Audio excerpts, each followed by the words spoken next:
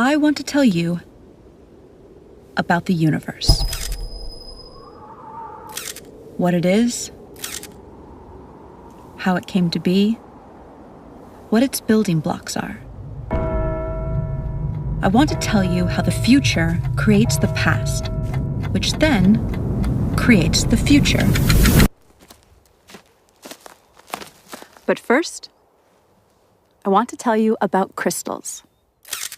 You might be surprised to know that a crystal isn't an expensive piece of glass or a chandelier in some fancy dining room. The word crystal simply means a pattern that is periodic. Look at this checkerboard pattern. See how it continues to spread out infinitely in each direction? That means it's a periodic pattern. So that's a two-dimensional crystal. This is another two-dimensional crystal. And this is another. You can also have three-dimensional crystals. By the way, this 3D glass is called crystal because its atoms are actually arranged in a crystalline pattern.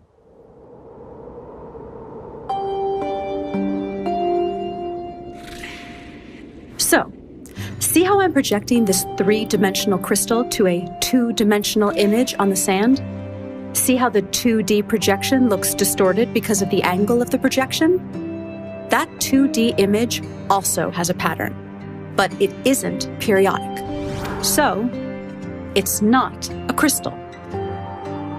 But there's a deep connection between the 2D object on the sand and the 3D mother crystal. This distorted 2D pattern is called a quasi-crystal. A quasi-crystal in a certain dimension, in this case 2D, is a projection of a crystal in a higher dimension, in this case 3D. A group of physicists in Los Angeles is working on a new physics theory where a particular 8D crystal, yep, that's right, an 8-dimensional crystal, is projected to 4D at a very particular angle, which forms a 4D quasi-crystal. And from this 4D quasi-crystal, they derive a 3D quasi-crystal, which they believe is the fundamental substructure of all of reality. This 3D quasi-crystal has a fundamental building block, a tetrahedron, which is a three-dimensional equilateral triangle. The size of each edge on this shape is the smallest possible length that can exist. This is called the Planck length. It's 10 to the 35 times smaller than a meter. So you know how your TV screen is broken down into building blocks called pixels? A pixel is the smallest possible indivisible unit of the 2D screen. So think of reality as your TV screen, but in 3D. And think of the tetrahedron as a 3D pixel, the smallest possible indivisible unit of reality. The tetrahedra in the quasi-crystal combine with other tetrahedra, using complex mathematical rules, to fill up all of the space in the universe. Each tetrahedron only has a few specific states in which it can exist at any given moment. And because of the rules of how these pixels connect to each other, if one tetrahedron is in a certain state, this dictates the states of many other tetrahedra throughout all of space. But here's the weird thing. If a certain tetrahedron can be in any one of just a few possible states in a given moment, who or what chooses the state it should be in at any given moment? Well, for such a choice to be made, we need to scientifically, mathematically, and logically bring in a new element into physics. And that element is consciousness. If you're not a scientist, you might be surprised to learn that nobody actually knows the exact value of the speed of light. We have a close approximation, but not the exact value. The closest we can get to measuring it has to do with the precision of our machines. But no matter how precise our machines get, we will never be able to measure the exact speed of light without a theory that tells us what it is and why it is. And none of the current physics theories do that. Oh, look, Professor Einstein, you look so cute. So I look pretty here? Yes, yes. No, wait, that's my bad side. But if I go... Ja, das ist gut. What if I stick up my tongue like this? Bah! Sehr gut. Oh, oh, oh. Our best physics theories, Einstein's theory of relativity and quantum mechanics, both use the speed of light as a starting point. In other words, they use an inexact measurement of the speed of light without explaining why it is, what it is, or why the universe even has a speed limit in the first place. We need a new theory. And such a theory is what the physicists and mathematicians of quantum gravity research in Los Angeles are working on. They call it emergence theory, and it will, really for the first time ever, provide an explanation for the speed of light and the other constants, such as Planck's constant and the fine structure constant. Basically, what is needed is a theory of everything, a theory that explains the very fundamental aspects of reality. String theory, which once held a lot of promise for possibly being a successful theory of everything, has not made any successful predictions. And regardless of predictions, the theory itself isn't actually a theory of everything. It's just not, because it can't explain the speed of light or the other constants. Quantum mechanics and general relativity, on the other hand, do make good predictions, but they don't explain the fundamental constants either. Professor Einstein, why does the speed of light have the exact value that it does? Well, to put it plainly, security! So what clues does nature offer us for what a theory of everything should look like? We've identified 7. Information, causality loops, non-determinism, consciousness, pixelation, E8 crystal, and the golden ratio. A growing number of physicists are saying reality is made of information. What does that even mean? Well, information is meaning in the form of symbolism. A language or code provide this kind of information-conveying symbolism. A very different type of symbol is one that represents itself. Geometric symbols can do that. A cube can represent love, if we say it does, or it can represent, really with minimal subjectivity, itself. Could there be a language or code made out of geometry? What type of information would such a language express? Quantum physics theory and classical physics indicate that reality is made of information, and there is no evidence that reality is made of anything other than information. Many physicists agree with this, and many don't. But those that don't agree that reality is made of information have no explanation for what reality is, if it's not information. Gentlemen? Reality is made of information. Nope. Yes, it is made of information. No. Okay, so what is it made of if not information? Energy. Energy is information. That's stupid. Energy is the potential for a particle to change its position. Potential is information. Energy is information. No. It's information. Then what is it? Not information. And what is it? Not information.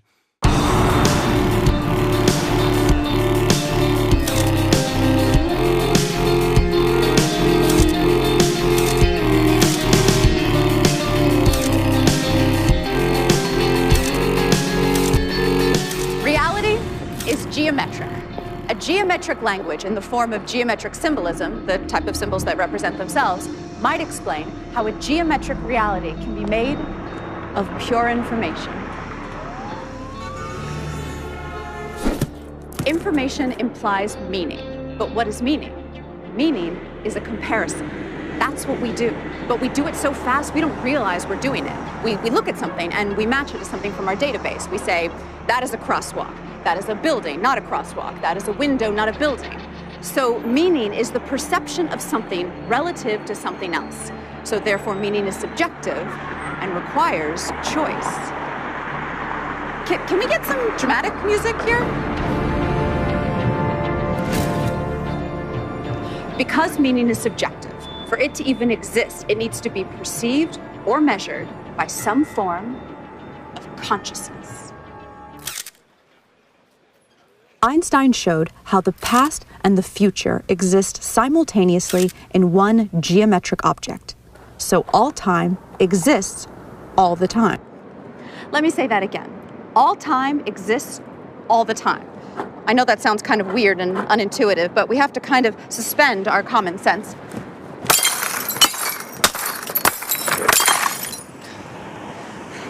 And accept that mathematically, and according to the best physics formulas we have, that actually makes sense. So,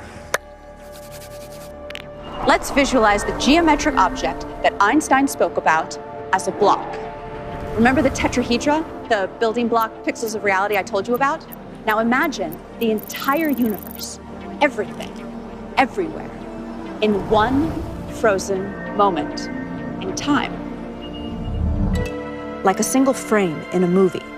In this one frame, all of reality everywhere appears frozen in this one position. Let me give you an analogy. In a movie shot on 35mm film, there are 24 frames a second. There is no actual movement in a movie. There is just a sequence of frozen frames. Now remember how I told you about the Planck length of space, which is the smallest length possible? Well, there is also a Planck length of time, and it is much shorter than 24 frames a second. In fact, it's 10 to the 44 times shorter than a second. Okay, so back to our frozen frame of reality. The entire universe in one frozen moment, one frame. But instead of a frame in a movie, it's a frame in all of reality. Now, imagine the next frame. Each frame is different from the previous one, just like in a movie.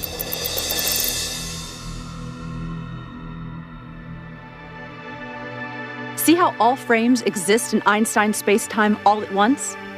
Okay, now here's where things get really, really weird. We assume that the past influences the future. That's how we appear to experience reality.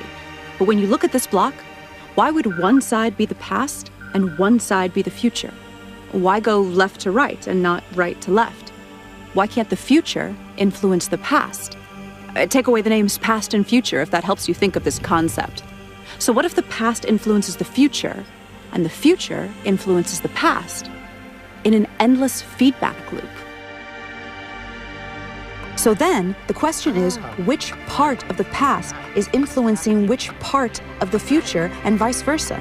And the answer is, all time is affecting all time, all the time. Ay, I need a drink.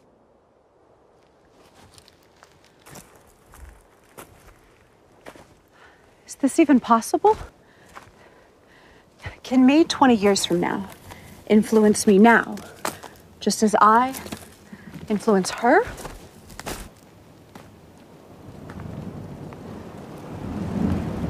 So can me 5 minutes from now influence me 10 minutes ago, just as me 10 minutes ago influences me as a baby, just as me as a baby influences me on my deathbed? This is too weird to even grasp. But everything we know says this is the way it is. Am I stoned? Okay, so if every moment is co-creating every other moment, both forward and backward in time, then reality would be this massive neural network spanning space and time. This type of network would have one even way stranger quality than anything we've talked about so far. It would be its own creator. But the fact that all time exists all the time does not mean that the future is written in stone, and we're some kind of programmed animation or something. That's what they used to believe, though. Years ago, it was popular to believe in the somewhat bummer idea of reality being a deterministic program playing itself out. Light is scattered by electrons and is bounced off electrons. The famous double-slit experiment ruled out determinism. Look it up if you've never heard of it. It's wild and is one of the cornerstones of modern physics. But for now, take my word for it. It ruled out determinism and ushered in a new era of non-determinism, or basically, free will. So, how does free will work? One of the most surprising discoveries of quantum physics is that reality only exists when it is observed. That literally, particles do not exist until they are observed. Famous physicist John Wheeler, he's the guy who came up with the term black hole, says that reality is made of information, which is created by observation. The observation must be made, he says, by something conscious. And Nobel Prize winner Frank Wilczek said that quantum theory is contentious and obscure, and that it will remain that way until someone constructs, within the formalism of quantum mechanics, an observer, a model entity whose states correspond to a recognizable caricature of conscious awareness. An entity, an observer. So Frank Wilczek is basically talking about an entity, not necessarily a human being or an animal, that is capable of generating information by observing and measuring. But what would that conscious entity be? Well, we definitely know that consciousness exists in the universe. I mean, at least in us humans, right? I mean, I'm conscious, you're conscious, he's conscious, I think. I'm conscious. I'm conscious.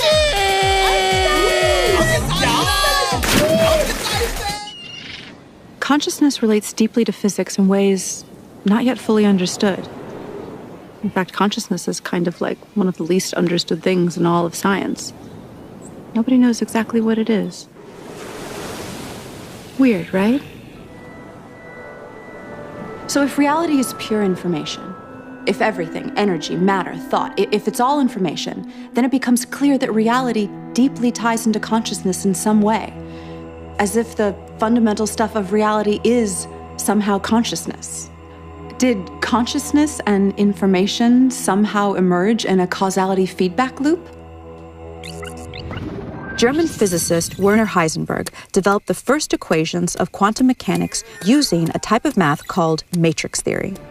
He deduced that space and time were pixelated into indivisible three-dimensional Planck-length units, just like the two-dimensional pixels on your computer screen. It's good to be made of pixels. The mathematics indicated this. Mathematics. I love mathematics. Your pizza, Professor. And pizza. Oh, I love pizza. Especially pixelated pizza. And interestingly, there was no solid experimental evidence for smooth, in other words, not pixelated, space-time. Pizza. Not pixelated. Not pixelated. Pixelated. We are not pixelated. Not pixelated. Yes, you are, morons. Your mother is pixelated. This is smooth. There is no evidence of that. And the mathematics show it is pixelated, so it must be pixelated. Oh, that's interesting. Bullshit. It must be pixelated. Bullshit, bullshit, bullshit, bullshit. On the other hand, most scientists agree that a length can be no shorter than the Planck length, which suggests reality is pixelated. There is no length shorter than the Planck length. That means reality is pixelated. I'm not pixelated. I'm not. Dude, you're kind of being a little like one of those people who deny evolution because they can't handle the fact their ancestors were monkeys. Are you a monkey? Huh? Are you a little monkey? We believe that until a quantum gravity theory of pixelated spacetime is discovered, the issue will remain confusing for everyone. What type of geometric code would describe a pixelated reality? 80 years of smashing particles together in particle accelerators, such as the famous Large Hadron Collider in Geneva, have given us a strange clue that all the fundamental particles and forces convert into one another. Like they literally transform from one to the other, according to a process called gauge symmetry transformation. And all of these conversions correspond to a shape. And not just any shape, an 8-dimensional shape. Now this shape forms a crystal. Now remember, crystals are periodic patterns of a certain shape. Like that checkerboard is a 2D crystal made up of squares. So this crystal is of a particular 8-dimensional shape. And this crystal is known as the E8 lattice.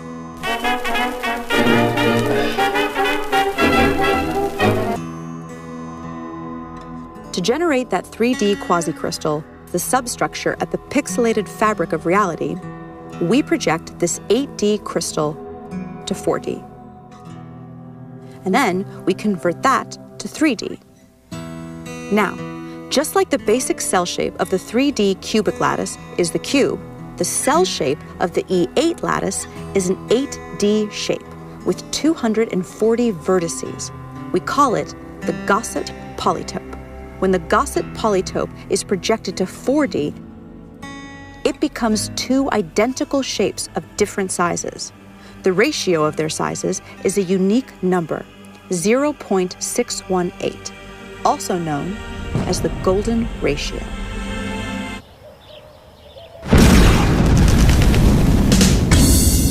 The golden ratio may be the fundamental constant of nature. It is a ratio that is fundamental to circumscribed equilateral triangles, and it's weirdly ubiquitous in the universe, appearing everywhere from the quantum to celestial scales. Ever so interestingly, it appears in black holes. I don't want to fly into a black hole! I wish I never realized your existence!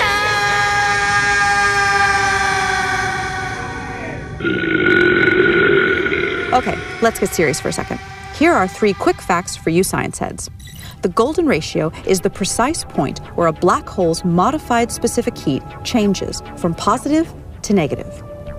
And it is part of the equation for the lower bound on black hole entropy. The golden ratio even relates the loop quantum gravity parameter to black hole entropy. Why does this support the claim that the golden ratio is the fundamental constant of nature? Because a theory of everything must unite general relativity with quantum mechanics, and a black hole is where these two theories converge at their limits. Okay, so bear with me through some really weird math right now, and I'll reward you with some amazing footage of John Malkovich getting a pie in the face. There's a type of mathematics called matrix mathematics. No, not that type of matrix.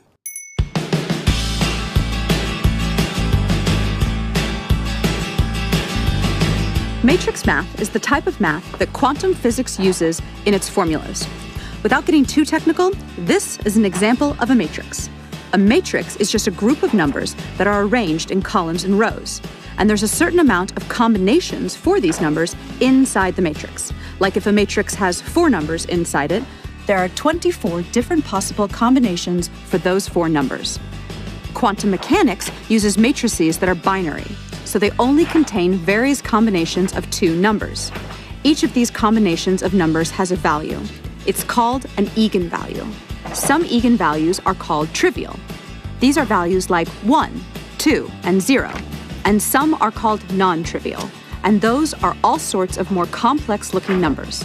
So, here's the interesting part. Where's that interesting part? Oh, yes, here. The highest probability non-trivial eigenvalues that show up in binary matrices are, ready for this, the golden ratio and -1 over the golden ratio. So we now see a deep link between black holes and quantum mechanics, because the golden ratio appears deeply in both black hole physics and in quantum mechanics. Okay. Good job bearing with me. So, here's your reward. John Malkovich getting a pie in the face. No, no, but I'm not John Malkovich. Pie! The golden ratio appears to startling accuracies in many other ways throughout the universe, in scales both large and small. It is so prevalent that its existence simply cannot be looked at as coincidental.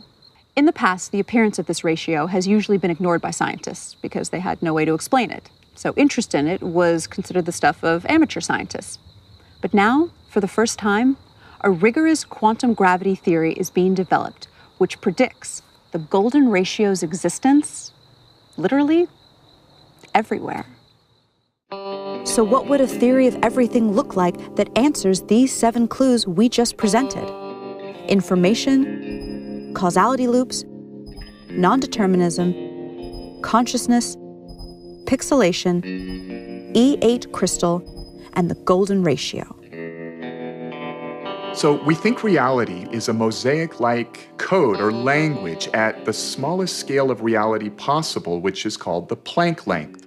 Particle accelerator data tells us that all particles and forces relate to one another according to a higher dimensional crystal called the E8 lattice.